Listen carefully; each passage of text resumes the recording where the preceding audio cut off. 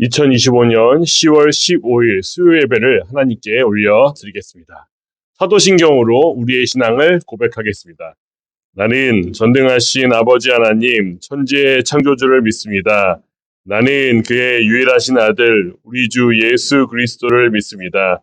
그는 성령으로 잉태되어 동정녀 마리아에게서 나시고 본디오 빌라도에게 고난을 받아 십자가에 못 박혀 죽으시고 장사된 지 4일 만에 죽은 자 가운데서 다시 살아나셨으며 하늘에 오르시어 전능하신 아버지 하나님 우편에 앉아 계시다가 거기로부터 살아있는 자와 죽은 자를 심판하러 오십니다. 나는 성령을 믿으며 거룩한 공교회와 성도의 교제와 죄를 용서받는 것과 몸의 부활과 영생을 믿습니다. 아멘. 우리 함께 찬송가 342장 함께 찬송하겠습니다. 찬송한 후에 임경수 권사님 우리를 대표해서 기도하시겠습니다.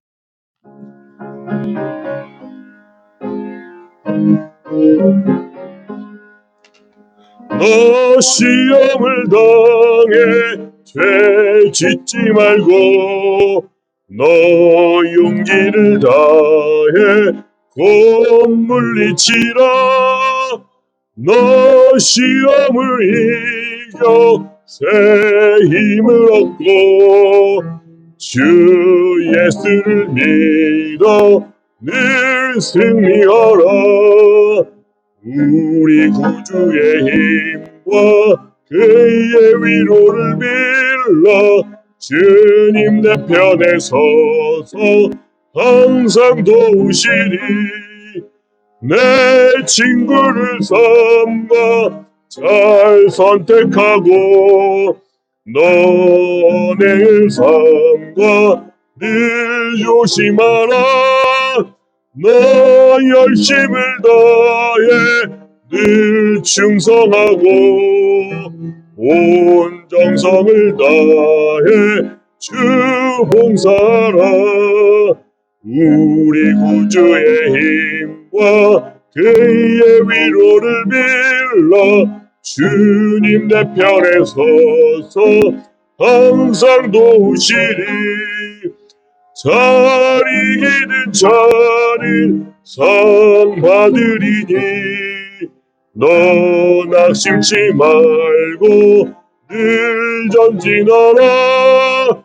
내 구세주 예수 힘 주시니 주 예수를 믿어 늘 승리하라. 우리 구주의 힘과 그의 위로를 빌라. 주님 내 편에 서서 항상 도우시리. 아멘. 기도드리겠습니다. 하나님 감사합니다. 주님의 십자가의 보혈로 제사함을 받고 구원의 은혜를 베풀어 주심을 감사드립니다. 우리의 연약함으로 믿음으로 살아가지 못했음을 이 시간도 용서하여 주옵시고 주님의 보혈로 마음과 영혼을 깨끗게 하여 주옵시고 주님을 기쁘시게 하는 그릇으로 빚어가 주옵소서. 우리의 연약함을 고백합니다. 저희가 범사에 감사하며 말씀 안에 거하며 믿음으로 살아갈 수 있도록 붙들어 주옵시고 주님이 보시기에 부족함이 없는 거룩한 삶을 살아갈 수 있도록 인도하여 주옵소서. 하나님께 드리는 이 시간 예배가 하나님께 영광을 드리고 우리에게는 은혜의 시간, 하나님께서 임재하신 예배가 되기를 원합니다. 교회를 위하여 기도합니다.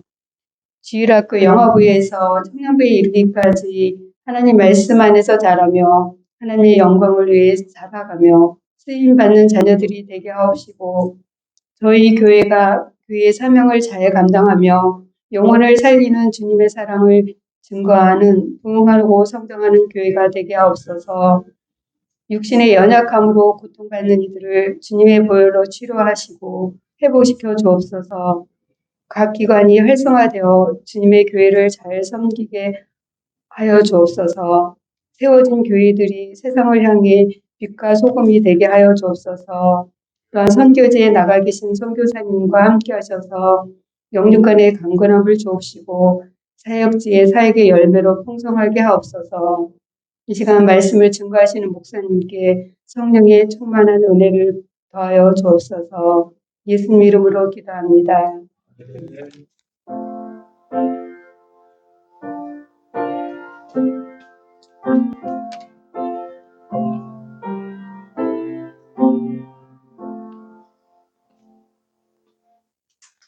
오늘 우리에게 주시는 하나님의 말씀은 민수기 2장입니다.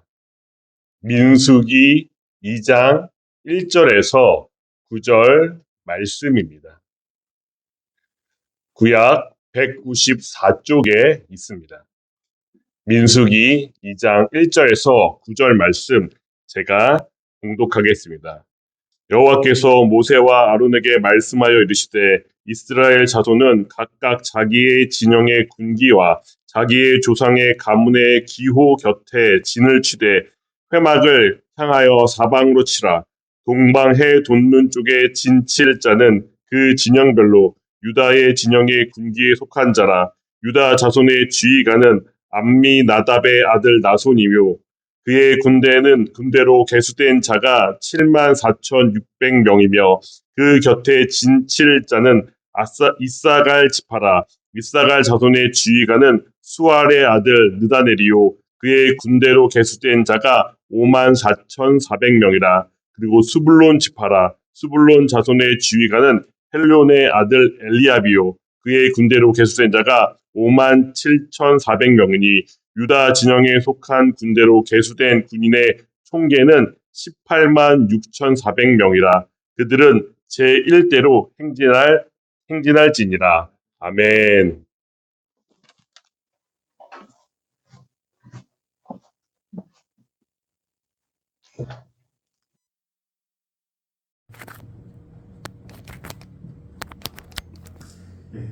출애굽한 2개월 후에 모세와 이스라엘 백성들은 시나이 반도 끝자락에 있는 시내 산에 도착을 하게 됩니다.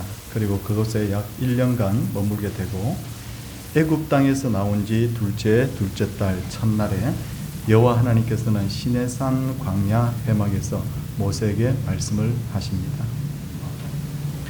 전에는 산에서 모세에게 말씀하시던 하나님이 이제는 회막에서 말씀하시는 것은 하나님께서 회막을 하나님을 만나는 장소로 허락해 주셨기 때문입니다. 그래서 이 회막은 본래 성막이라고 말씀드렸는데 만남의 장소라는 뜻에서 별명이 이제 회막이라는 별명으로 불리게 됩니다.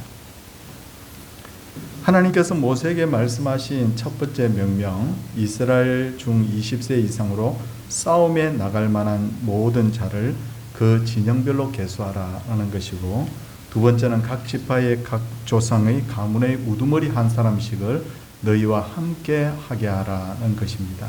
그리고는 각 가문의 우두머리 될 사람들의 이름을 쭉 이렇게 성경에서 나열하셨습니다. 여러분, 왜 이렇게 갑자기 하나님께서 진영별로 이렇게 싸움에 나갈 만한 자, 왜 이렇게 이 조직체를 갖추게 하셨을까요? 그것은 이제부터 가나안 땅을 정복하기 위한 준비가 시작이 된 겁니다. 그렇다면 가나안 땅을 정복하기 위해서 필요한 것이 무엇일까요? 결국은 군대이지 않습니까? 정복이니까. 물론 하나님께서 기적을 일으켜서 가나안 땅을 이스라엘 백성들이 했다 하고 그냥 줄 수도 있지만, 하나님께서는 이스라엘 백성들이 하나님의 말씀에 순종하고 희생하는가를 보시기 위해서 일부러 이 군대를 준비하도록 하신 것입니다.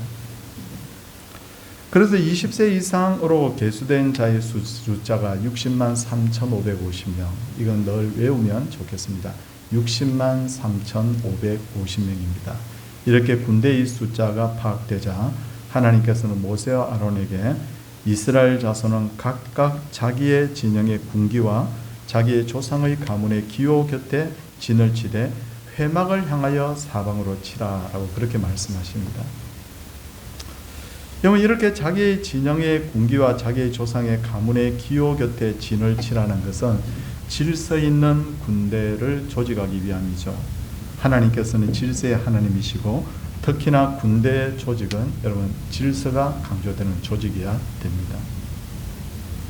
여러분, 성경은 우리에게 분명히 이렇게 말씀하십니다. 교회 오면 전부 다 서로 섬기라고 말씀하죠. 그리고 낮은 자간 되라고 합니다. 그런데 이상한 것은 그럼에도 불구하고 교회를 보면요, 무슨 계급처럼 딱 조직이 돼 있잖아요. 목사가 있고 장로가 있고 또 장립 집사님들 계시고 또 권사도 있고 그리고 또 서리입사도 있고 또 권찰도 있고 이렇게 여러 가지 직분들이 여러분 있지 않습니까? 아니, 서로 섬기라고 서로 낮은 자가 되라고 해놓고는 왜 이렇게 직분이라는 것을 주셨을까? 그것은 바로 하나님이 질서의 하나님이고 성도들로 하여금 하나님께서 세우신 권위에 순종하도록 하기 위해서입니다. 그렇게 해야 질서가 잡히죠. 교회 안에서 질서가 없다면 아무리 덩치가 큰 교회라 하더라도 그것은 교회로서의 역할을 제대로 해낼 수가 없죠. 여기서는 이 말하고 저기서는 저 말하고 내 마음대로 신앙생활하고 그러면 교회다운 교회가 되기가 힘들지 않습니까? 그리고 2장 2절에 보면 아주 중요한 내용이 있습니다. 가능하시면 수요일날은 볼펜을 딱 꺼내서 이렇게 공부하면서 이렇게 좀 말씀을 보면 좋은데, 진을 치되 회막을 향하여 사방으로 치라. 어디를 향하라고요? 회막으로 향하여라고 그렇게 방향을 정해 주신다는 거죠. 그러면 어떤 구조가 됩니까? 회막이 가운데 있고 사방으로 치라고 그랬으니까 이스라엘 백성들의 그 진이 사방을 뺑 둘러싸는 그런 형국이 되는 것입니다. 자, 이스라엘은 큰 조직을 세 개로 크게 나누어 보면요, 맨 먼저 작은 조직이 가족이 있습니다. 기억하십시오. 그리고 그 가족들이 쭉 모이면 물론 뭐 백부장, 천부장 이런 것도 있지만 좀 더 크게 조직을 보면 지파라는 조직이 있습니다. 그렇죠? 가족이 모이면 지파가 된다. 그리고 셋째로 아주 거대한 조직이 있는데 그 조직은 오늘 성경에 나오는 바로 진영이라는 것이죠. 그래서 가족이 제일 작고 그 다음에 지파가 있고 그 다음에 가장 큰 조직은 바로 진영이 되는 겁니다. 근데 이 진영이라는 것은 세 개의 지파가 모이면 한 개의 진영이 구성이 되는 거죠. 그래서 3 곱하기 4, 4개의 진영이 있고 이걸 다 합하게 되면 결국 12지파가 되는 것입니다. 근데 그 진영들이 진을 칠 때는 어디를 향하여 치라고요? 반드시 성막을 향하여 사방으로 치라 하셨으니까 회막을 중앙에 두고 동서남북 이렇게 4개의 진영이 진을 치게 되는 것이죠. 그리고 각 진영에 속한 가족들이 그 안은 장막의 출입구도 모두 성막을 바라볼 수 있도록 그렇게 아마 했을 것이라고 생각됩니다. 그러므로 이스라엘 백성들은 아침에 일어나서도 문을 아침에 막에 문이 하나밖에 없거든요. 그 앞문을 딱 열고 나면 제일 먼저 뭐가 보입니까? 성막. 그리고 출입을 할 때도 제일 먼저 뭐가 보입니까? 눈앞에 성막. 모든 다 것들이 성막을 중심으로 진이 쳐져 있고 그리고 입구도 그쪽으로 나 있기 때문에 오며 가며 늘 성막을 바라보게 되는 것이죠. 그렇다면 왜 이렇게 진을 치게 하셨을까? 그 이유는 하나님 중심의 신앙으로 살라는 거예요. 저는 지금까지 목회를 해오면서 참 많은 교인들을 참 만났습니다. 아마 수천 명 정도 교인들하고 그렇게 이름을 부르고 인사를 하고 교제하면서 지금까지 지냈던 것 같은데 이제 세월이 가다 보니까 그분들 이름이 이제 자꾸 머릿속에서 자꾸 잊혀지더라고요. 그런데 수천 명 교인들을 접해보면 개성이 저마다 다 다른 것 같아요. 어떤 분들은 성격이 굉장히 내성적인 분이 있고 어떤 분들은 외향적이에요. 어떤 분들은 추진력이 있고 어떤 분들은 일을 맡기면 굉장히 신중합니다. 어떤 분들은 말씀을 참 사모하는 분들이 있어요. 정말 목회자로서도 어떻게 저렇게 성경을 저렇게 연구를 할까 할 정도로 그런 분이 있는 반면에 어떤 분들은 정말 기도를 많이 하시는 분도 있더라고요. 그리고 어떤 분들은 문과 성향이 강하고 어떤 분들은 이과 성향이 강한 분들이 있어요. 이과 성향이 강한 분들은요, 교회 뭐 술이나 이런 걸 맡겨놓으면 그냥 뚝딱뚝딱 그냥 해버리더라고요. 제가 보기에 교회만큼 다양한 사람이 모인 곳이 과연 있을까 그런 생각이 듭니다. 그렇다면 이 개성이 다른 공동체가 어떻게 하면 하나의 목적을 향해 하나님이 주신 사명을 위해 존재할 수 있을까? 딱 답은 한 가지입니다. 그게 뭡니까? 모든 진영을 치되 성막을 중심으로, 다시 말해서 하나님 중심으로 하는 것입니다. 바로 이것을 가르쳐주기 위해서, 이 하나님 중심의 신앙을 가르치기 위해서 모든 진영은 하나님 중심으로 치라, 그렇게 말씀을 하고 있는 것입니다. 그렇게 해서 교회는 하나가 되고 하나님이 기뻐하시는 공동체로 세워지게 되는 거죠. 이제 각 진영의 위치를 살펴보겠습니다. 자, 이거 성경 오늘 그냥 한번 읽어보고 오신 분 있을지 모르지만, 그냥 읽으면 야, 오늘 신 목사가 무슨 설교를 할까 아마 의문이었을 거예요. 왜? 사람 이름하고 그런 것밖에 안 나오거든요. 자, 이거 굉장히 부담스럽다라고 생각되는데 잘 한번 보겠습니다. 자, 진영의 위치가 있습니다. 먼저 유다 지파를 중심으로 어떻게 합니까? 이사갈과 서불론 지파가 성막을 중심으로 동쪽에 징을 치라, 그렇게 합니다. 두 번째, 남쪽에는 노벤 지파를 중심으로 시몬과 갓 지파가 진을 치라 하셨고, 서쪽에는 에브라임 지파를 중심으로 므낫세와 베냐민 지파로 진치게 하셨고, 북쪽에는 단 지파를 중심으로 아셀과 납달리 지파로 하여금 진을 치게 하셨습니다. 근데 진 배치의 내용을 자세히 살펴보면 우리 10절 말씀 한번 보세요, 여러분. 10절 말씀을 보면 남쪽에는 르우벤이라고 하셨죠. 나와 있습니까? 여러분 확인하셨죠? 남쪽에는 르우벤 군대 진영의 군기가 있을 것이라. 남쪽에는 르우벤. 자, 거기 밑줄 그으세요. 그렇게 됐고요. 자, 그 다음에 뭐라고 되어 있습니까? 18절을 보면 서쪽에는 에브라임. 각 진영마다 대표 지파가 있거든요. 그 대표 지파가 에브라임. 그 다음에 25절에 보면 북쪽에는 단이라고 되어 있습니다. 맞죠? 근데 3절을 한번 보세요. 3절에는 자, 하나는 남쪽, 하나는 서쪽, 하나는 북쪽, 이제 동쪽이 남았는데, 그러면 동쪽에는 유다 그렇게 하면 되는데 3절을 보시면 동방해 돋는 쪽에 진칠 자는 그 진영별로 유다라라고 그렇게 하셨어요. 그러니까 설명이 좀 돼 있잖아요. 보셨죠? 왜 다른 진영들은 그냥 남서 북이라고 단순하게 표현하고 있는데 유독 유다의 진영만큼은 동방해 돋는 쪽이라고 하셨을까요? 이는 장차 유다 지파에서 예수 그리스도가 탄생하실 것이기 때문입니다. 자, 그렇다면 동방의 해 돋는 쪽과 예수님이 무슨 상관이 있단 말이냐, 이걸 우리가 좀 뚫어봐야 되는데, 말라기 4장 2절을 보면 내 이름을 경외하는 너희에게는 공의로운 해가 떠올라서 치료하는 광선을 비추리니 너희가 나가서 외양간에서 나온 송아지같이 뛰리라는 말씀이 있어요. 자, 이건 무슨 말씀이죠? 광선이 쫙 비치면 너희가 치료가 되어서 외양간에 나온 송아지처럼, 외양간에서 풀려진 송아지처럼 뛴다. 아, 그렇구나. 하나님 말씀대로 쫙 이렇게 해서 치유의 광선이 바래지면 온갖 병이 다 치유가 되어서 송아지처럼 뛴다. 그런 의미일까? 예, 그런 의미일 수도 있지만 더 진짜 의미는 그게 아닙니다. 이 말씀 무슨 의미냐면 예수님이 동방의 해처럼 쭉 이렇게 이제 오시게 되면 죄로 말미암아 영육간의 병든 자들이 모두 치료를 받고 진정한 해방과 자유를 누리게 된다는 거예요. 그런 의미거든요, 이게. 그 말라기서를 딱 읽어보면 구성이 그렇게 되어 있습니다. 그러므로 이 구절에서의 공의로운 해, 동방으로부터 바로 떠오르는 그 의로운 해는 누구냐, 공의로운 해는 누구냐면 바로 예수님을 가리켜요.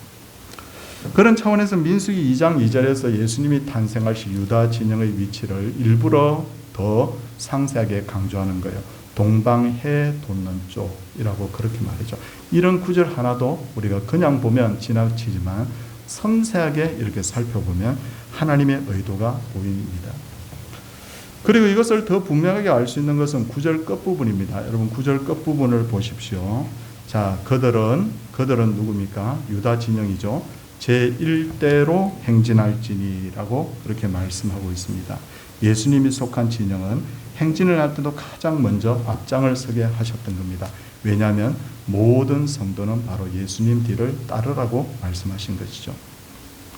아울러서 각 진영의 대표 지파들을 보면, 자, 우리 보겠습니다. 남쪽은 르우벤 지파, 서쪽은 에브라임 지파, 북쪽은 단 지파입니다. 이들 지파는 다른 지파에 비해서 독특한 특징들을 다 가지고 있어요. 확인하겠습니다. 10절 보세요. 남쪽에는 르우벤 지파, 18절에 보니까 서쪽에는 에브라임 지파, 25절에 보니까 북쪽에는 단 지파. 어떤 특징이 있습니까? 로벤 지파는 바로 야곱의 12아들 중에 장자 지파예요. 그래서 야곱이 뭐라고 합니까? 야, 너 탁월하다 그러잖아요. 탁월하다. 장자이면서 탁월한 지파. 그런데 아버지의 그 척과 동침함으로 말미암아 장자의 명분을 잃어버린, 그러나 명색이 장자 지파가 바로 로벤 지파예요. 자, 이 특징이 그거죠. 그럼 에브라임 지파는 뭐냐? 에브라임 지파는 여러분 므낫세와 아울러서 요셉에게서 태어난 두 아들이잖아요. 나군사님은 다 기억하고 계시죠? 우리 공부를 많이 했으니까. 근데 요셉은 애굽의 총리가 되어서 나머지 지파들의 생명을 구해준 사람입니다. 그리고 그 중에서도 이 에브라임은 요셉의 둘째 아들이었지만 그러나 장자의 복을 받게 되는 거죠. 그래서 에브라임 지파는 이스라엘 전체 지파에서 가장 강력한 영향력을 행사하는 지파. 그래서 의미가 있습니다. 자, 그러면 단 지파는 어떻습니까? 단은 기질이 굉장히 강한 지파로서 일찍이 야곱은 단 지파에 대해서 길섭의 뱀이요 새끼의 독사로다, 말굽을 물어서 그 탄자를 뒤로 떨어지게 하는 자로다 할 정도로 아주 호전적인 그런 지파였어요. 그리고 단 지파는 여호수아 시대에 땅을 분배받게 되는데 그 땅이 자기들의 마음에 합당하지 않다고 생각해서 북쪽의 저 땅으로 옮겨갔던 지파. 그래서 자기들 마음대로 이렇게 살아간 지파. 자녀들 키워보면 말 잘 듣는 자녀가 있듯이 말 안 듣는 자녀가 있듯이 여러분 그런 말 안 듣는 지파의 대표적인 지파가 단 지파. 그래서 단 지파에 영웅 같은 사람이 하나 나옵니다. 누굽니까? 삼손도 나중에 사사 중에 자기 마음대로 하잖아요. 그게 단 지파의 기질과 아주 유사하다고 보면 됩니다. 그럼에도 하나님께서 예수님이 태어나신 유다 지파를 가장 앞세운 것, 로벤도 대단하고 에브라임도 대단하고 단 지파도 대단한데 그럼에도 유다 지파를 앞세운 것은 이 유다 지파야말로 예수 그리스도의 지파이기 때문에, 그러니까 진을 칠 때도 가장 중요한 동방에, 그리고 행진할 때도 유다 지파가 앞장을 서도록 그렇게 하신 것입니다.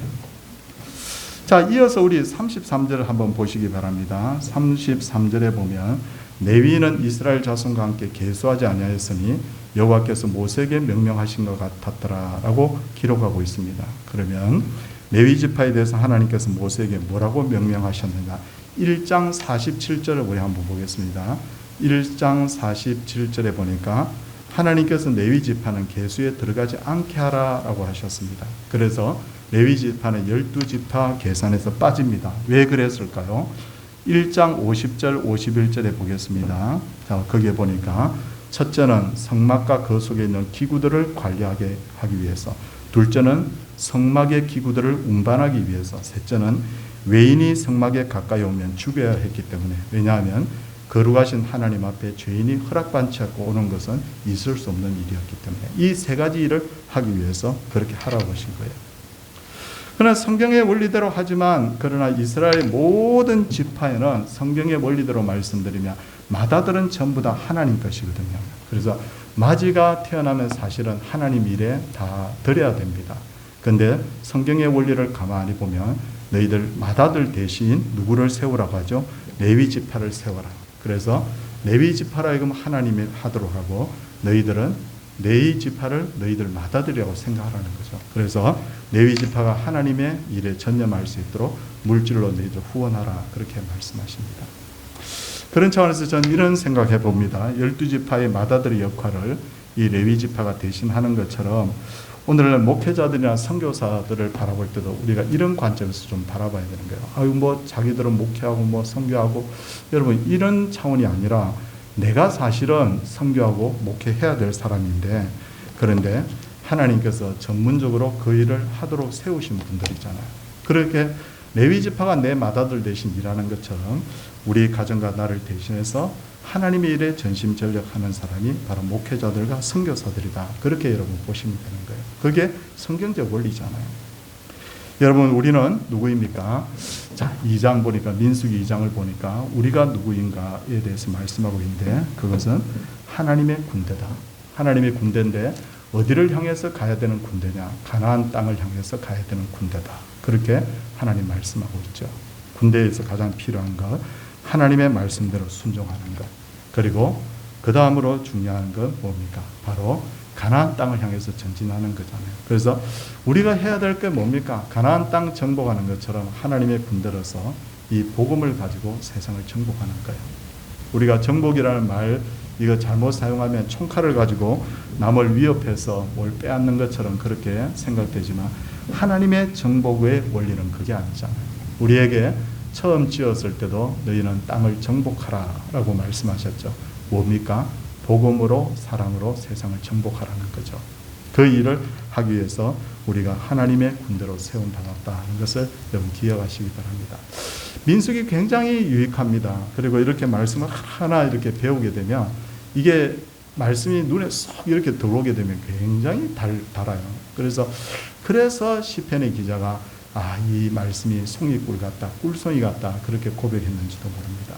사랑하는 성도님들, 오늘도 이 원리, 민수기 2장의 원리를 잘 이해를 하시고 내가 어떤 존재인가, 내가 무엇을 해야 되는가, 교회는 어떻게 진행되어야 되는가를 우리가 잘 한번 마음에 새기시고 민수기 2장의 원리대로 우리가 신앙생활하는 그런 성도들이 다 되시기를 주님의 이름으로 소원을 드립니다.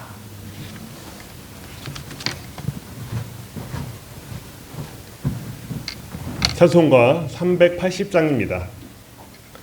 찬송가 380장입니다.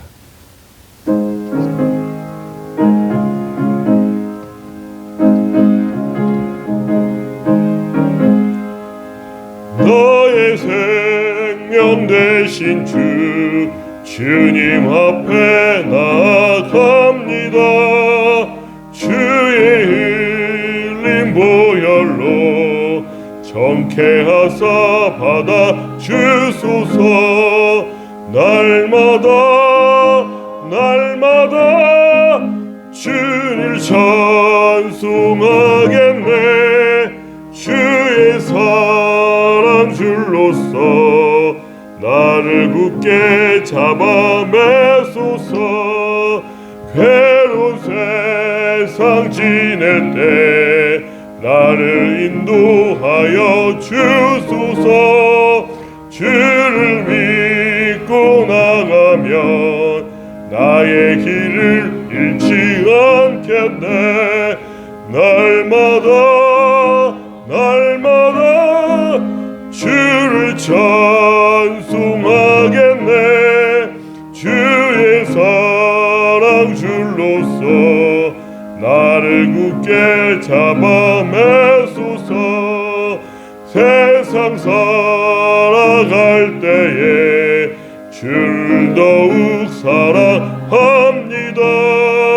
맑고 빛난 천국에 나의 영혼 들어가겠네. 날마다 주를 찬송하겠네. 주의 사랑 줄로서 나를 굳게 잡아 매소서.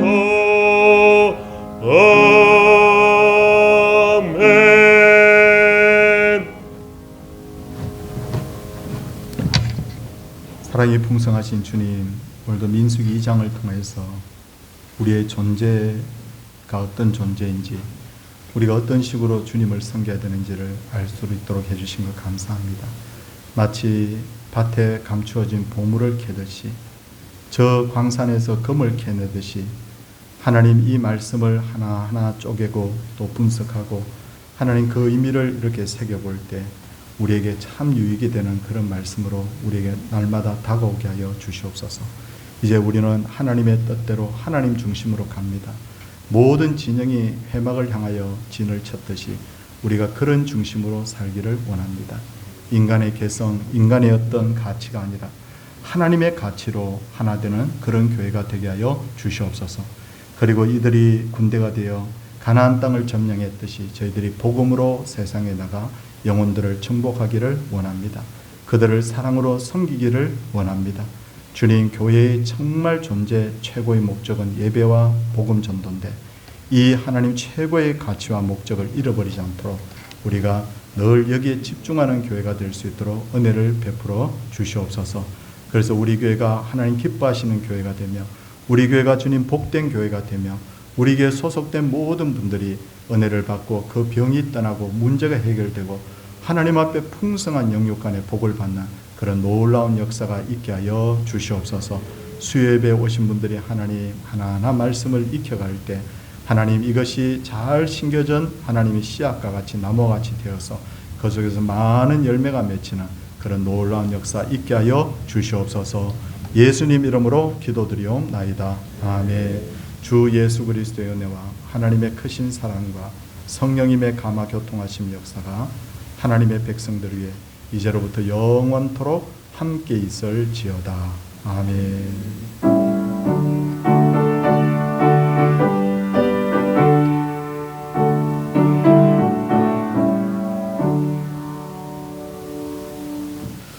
지난 월요일날 노예가 있었고요. 여러분 기도해 주셔서 노예 여러 가지 일들을 잘 이렇게 마쳤습니다. 감사합니다. 다른 광고들은 우리 주보를 보시면 되겠습니다. 옆에 분들과 인사하도록 하겠습니다.